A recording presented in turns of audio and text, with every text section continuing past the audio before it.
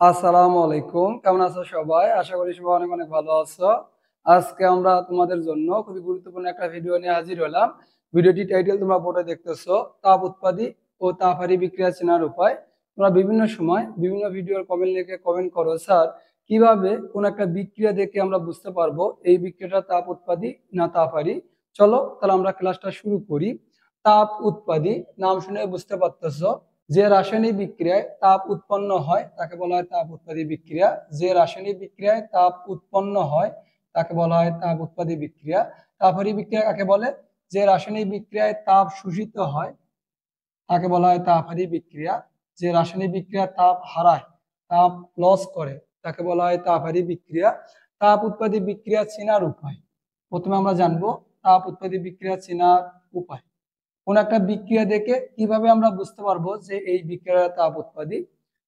তাপ উৎপাদী বিক্রিয়া চেনার প্রধান উপায় হচ্ছে ডেল্টা এইচ এর চিহ্ন যদি আমরা দেখি মাইনাস দেওয়া আছে, ডেল্টা এইচ নেগেটিভ সাইন থাকলে কোন একটা বিক্রিয়ায় সেই বিক্রিয়াটা হবে তাপ উৎপাদী। একটা উদাহরণ দিয়ে বিষয়টা ক্লিয়ার করি। নাইট্রোজেন প্লাস হাইড্রোজেন বিক্রিয়া করে অ্যামোনিয়া উৎপন্ন করে। এই বিক্রিয়ার ক্ষেত্রে ডেল্টা এইচ এর চিহ্ন দেওয়া আছে -92.2 কিলোজুল। যেহেতু দেখতেছে এই বিক্রিয়ার ক্ষেত্রে ডেল্টা এইচ এর চিহ্ন নেগেটিভ, সুতরাং এটা একটা তাপ উৎপাদী বিক্রিয়া। অনেক সময় ডেল্টা এইচ এর মান দেওয়া থাকে না, যদি এভাবে থাকে নাইট্রোজেন প্লাস হাইড্রোজেন বিক্রিয়া করে অ্যামোনিয়া উৎপন্ন করে, এই বিক্রিয়ার ক্ষেত্রে তাপের মান দেওয়া আছে 92.2 কিলোজুল। দেখো, ডেল্টা এইচ মাইনাস জানলে আমরা জানি তাপ উৎপাদী। যদি ডেল্টা এইচ এর মান না দেওয়া থাকে, যেহেতু বিক্রিয়ার নাম তাপ উৎপাদী, তার মানে উৎপাদে যদি আমরা দেখি প্লাস চিহ্ন আছে, তাও এটা হবে তাপ উৎপাদী বিক্রিয়া। তাপ উৎপাদী, উৎপাদের সাথে উৎপন্ন বা উৎপাদ একটা মিল আছে, উৎপাদে প্লাস থাকলেও তাপ উৎপাদী। তার মানে তাপ উৎপাদী বিক্রিয়া চেনার প্রধান উপায় হচ্ছে ডেল্টা এইচ এর চিহ্ন নেগেটিভ, অথবা ডেল্টা এইচ এর মান নাই কিন্তু উৎপাদে প্লাস আছে, সেটা হবে তাপ উৎপাদী। সেকেন্ড উপায় হচ্ছে যে কোনো দহন বিক্রিয়া, এটা হচ্ছে একটা তাপ উৎপাদী বিক্রিয়া। দহন বিক্রিয়া কি? বাতাসের অক্সিজেনের সাথে যে কোনো কিছুর বিক্রিয়াকে বলা হয় দহন বিক্রিয়া। যেমন carbon plus oxygen, carbon die oxide, এটা একটা দহন বিক্রিয়া। মিথেন গ্যাসের সাথে যদি অক্সিজেনের বিক্রিয়া দেওয়া হয়, আমরা জানি যে কোনো দহন বিক্রিয়ায় কার্বন ডাই অক্সাইড উৎপন্ন হয়, তাহলে এটা একটা কি? দহন বিক্রিয়া। তার মানে আমরা বুঝলাম যে অক্সিজেনের সাথে যদি কোনো কিছুর বিক্রিয়া হয় সেটা হচ্ছে দহন বিক্রিয়া। দহন বিক্রিয়া হচ্ছে তাপ উৎপাদী। 3 নম্বর, যে কোনো সংযোজন বিক্রিয়া, সংযোজন বা যুক্ত বিক্রিয়া, যে কোনো সংযোজন বিক্রিয়া এটা হচ্ছে তাপ উৎপাদী বিক্রিয়া। এখন তোমাদের প্রশ্ন, সংযোজন কি? সংযোজন মানে বুঝতে পারতেছো, জোড়া হবে, অ্যাড হবে, এডিশন রিয়াকশন। তার মানে ফসফরাস ট্রাইক্লোরাইড যোগ ক্লোরিন গ্যাস বিক্রিয়া করে ফসফরাস পেন্টাক্লোরাইড উৎপন্ন করলো। দেখো, একাধিক বিক্রিয়ক যোগ হয়ে বড় একটা যৌগে পরিণত হলো উৎপাদে, মানে এটা মানে কি? একটা সংযোজন বিক্রিয়া। হাইড্রোজেন এবং অক্সিজেন বিক্রিয়া করে পানি উৎপন্ন করলো। দেখো, এই বিক্রিয়ক একাধিক বড় একটা যৌগে পরিণত হলো উৎপাদে, তাই এটা একটা কি? সংযোজন বিক্রিয়া। মানে তাপ উৎপাদী বিক্রিয়া চেনার উপায় 3টা। ডেল্টা এইচ নেগেটিভ অথবা ডেল্টা এইচ এর মান দেওয়া নেই, উৎপাদে পজিটিভ চিহ্ন আছে, তাও হবে এটা হচ্ছে তাপ উৎপাদী দহন বিক্রিয়া। এবং সংযোজন বা দ্রুত বিক্রিয়া হচ্ছে তাপ উৎপাদী বিক্রিয়া। এখন আমরা জানবো তাপহারী বিক্রিয়া। তাপহারী বিক্রিয়া কিভাবে আমরা চিনতে পারবো? তাপহারী বিক্রিয়া, তাপহারী বিক্রিয়া চেনার উপায়।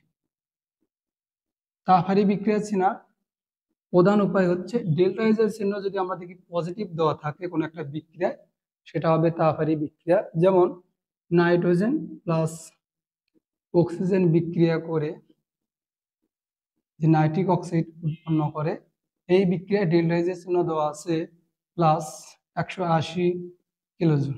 তুমি দেখতেছো ডেল্টা এইচ এর মান পজিটিভ, সুতরাং এটা একটা হচ্ছে তাপহারী বিক্রিয়া। অনেক সময় ডেল্টা এইচ এর মান দেওয়া থাকে না, সেক্ষেত্রে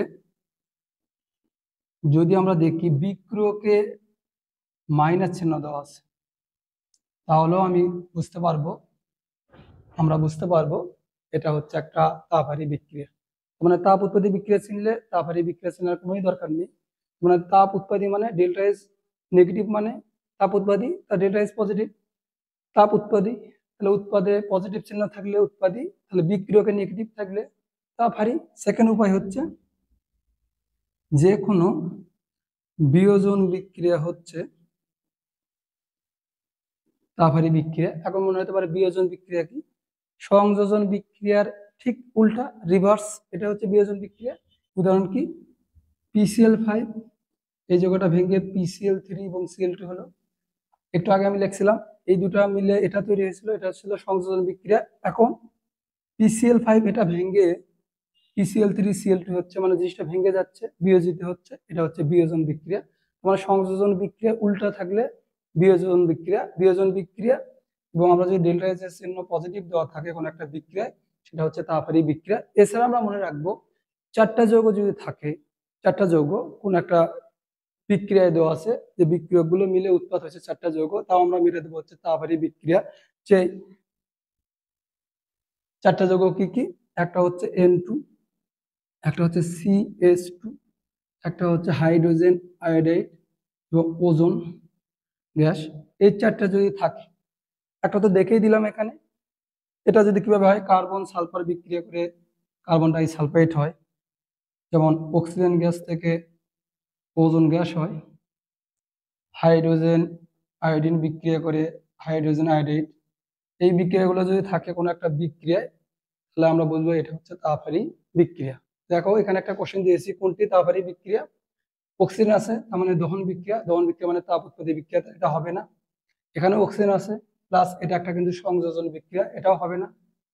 এটা দেখো অক্সিজেনের সাথে মিথেনকে পোড়াচ্ছে, এটাও দহন বিক্রিয়া, তার মানে এটা একটা তাপ উৎপত্তি বিক্রিয়া, এই যে এটা হবে। দেখো এই চারটার মধ্যে আছে নাইট্রিক অক্সাইড, এটা হচ্ছে একটা তাপ হারি বিক্রিয়া।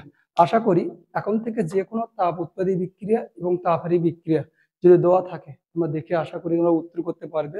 ক্লাসটা দেখে তোমাদের কেমন লাগলো অবশ্যই অবশ্যই কমেন্ট করে জানাবে, এবং ক্লাসটা অবশ্যই অবশ্যই ফ্রেন্ডদেরকে শেয়ার করবে।